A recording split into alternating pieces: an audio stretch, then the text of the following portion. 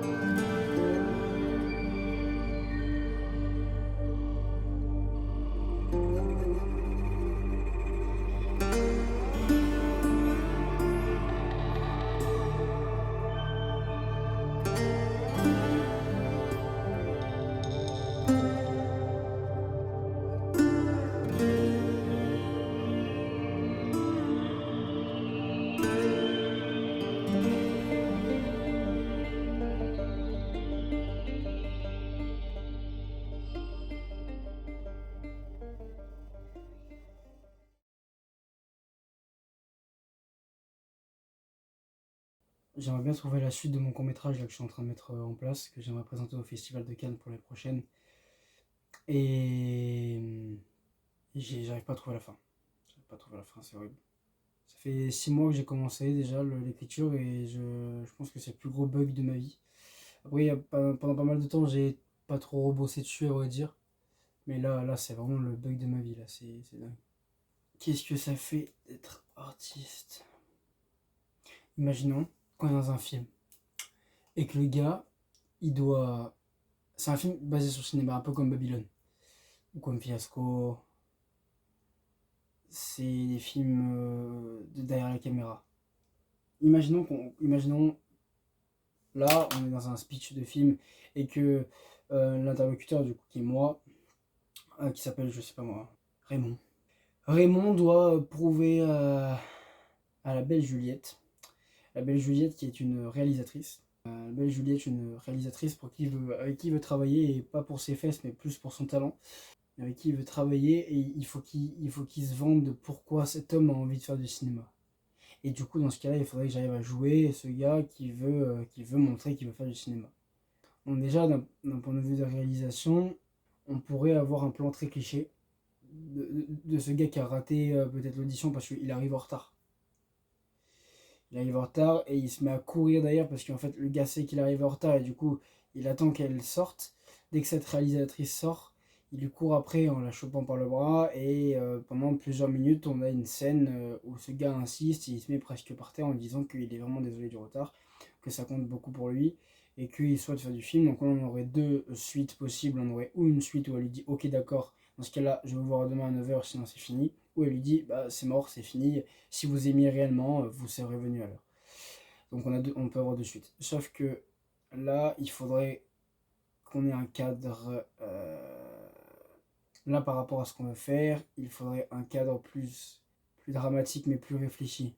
Ce qui veut dire qu'il faudrait qu'on ait quelque chose où effectivement il la poursuit, il la suit en insistant, mais il ne se met pas à genoux. Il la suit en insistant. Et ses yeux pleurent des émotions, mais pas avec des vraies larmes. Il pleure des émotions. Que, il montre dans son regard que sans ça, sans ce métier, il n'est rien en fait. Il montre que c'est la chose pourquoi il existe. Il faut que ça aille plus loin, il faut que ça aille dans ce sens-là. C'est que C'est comme une espèce de raison de vivre. C'est que sans faire ça, il ne fera jamais ce qu'il aime faire. Et il faudrait du coup que ça soit comme ça. Et qu'il le court après, que ça soit une grosse insistance. Mais il ne se met pas à genoux.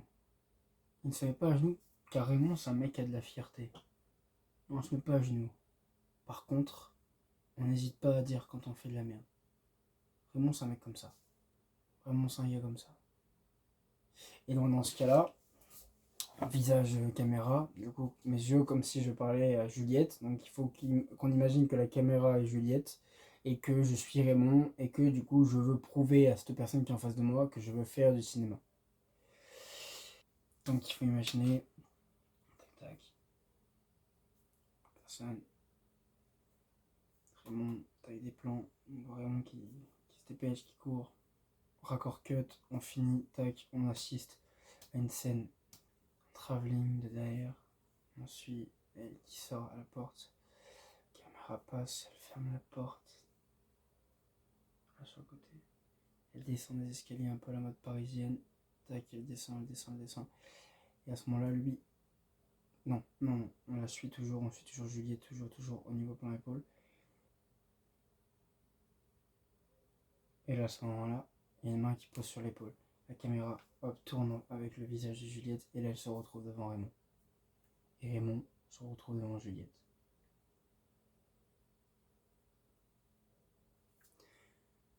Pardon, excusez-moi. Bonjour Madame Juliette, je suis désolé de vous importuner.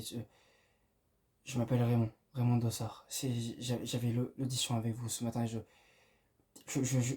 sais, mais non, je sais que j'ai pas assuré.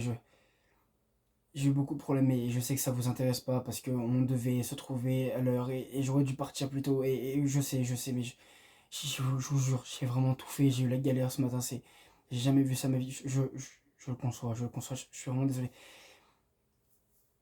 Je veux pas vous prendre de votre temps, mais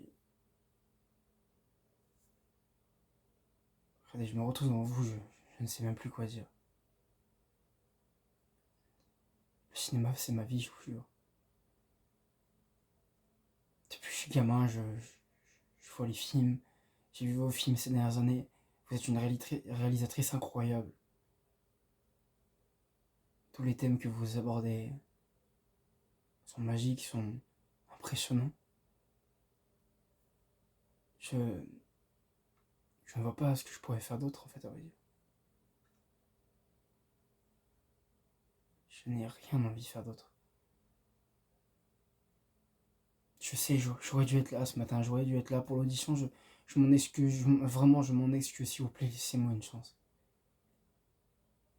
J'en suis sûr que vous avez pris des gens très bons, j'en suis sûr qu'il y avait des gens très très bons, peut-être bien meilleurs que moi, mais laissez-moi vous montrer mon talent.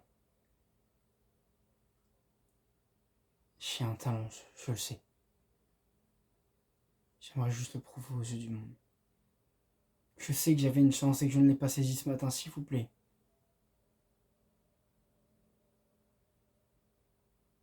Ne me forcez pas à me mettre à genoux, je ne me mettrai pas.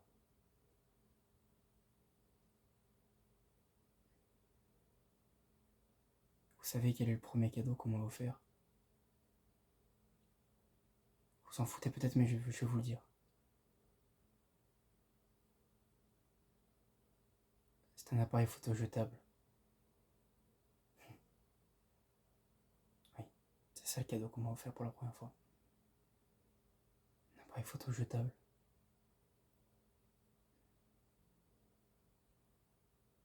Le jour où je m'en suis servi pour la première fois,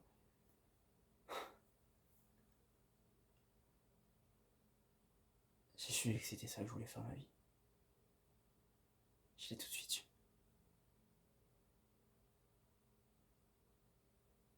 Et quand je vous voyais faire vos films, quand je vous voyais sur les photos, avec votre œil dans l'œilleton de la caméra, et regarder les plans si vous correspondez, je rêverais d'être à l'image avec vous. Parce que ce que j'aimais, c'était prendre des photos, mais c'était aussi voir si je valais quelque chose devant. On m'a toujours dit que j'étais le pitre, le clown de la famille, mais ça n'a pas vraiment d'importance parce que c'est pas ça que j'ai envie de faire. C'est pas être un clown que j'ai envie de faire, c'est pas être un mime. devenir acteur. Montrer la magie aux gens. Prouver aux gens que le cinéma, c'est pas juste des gens qui se battent, des effets spéciaux à tout va sans forcément savoir toujours pourquoi.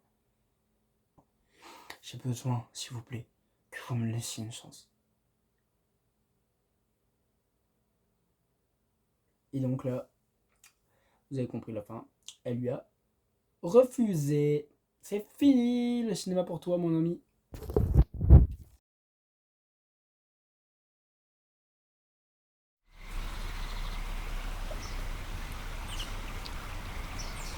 En se filmant, on apprend beaucoup de choses sur nous-mêmes, de notre manière de voir les choses, surtout de notre sens critique et de notre regard personnel. C'est pas toujours simple de se juger objectivement, pour la simple et bonne raison que un seul avis n'est que subjectif.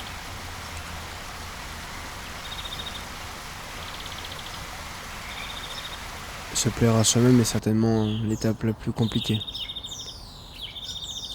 pour quelqu'un de raisonné ou quelqu'un de réfléchi, car il a la conscience de l'imperfection et surtout il a conscience de ses propres imperfections, de ses propres vices, de ses maladies, ou même de ses faiblesses qui peuvent le hanter tous les jours. Je pensais qu'être seul avant était certainement la pire chose qui pouvait m'arriver. Mais j'ai appris avec le temps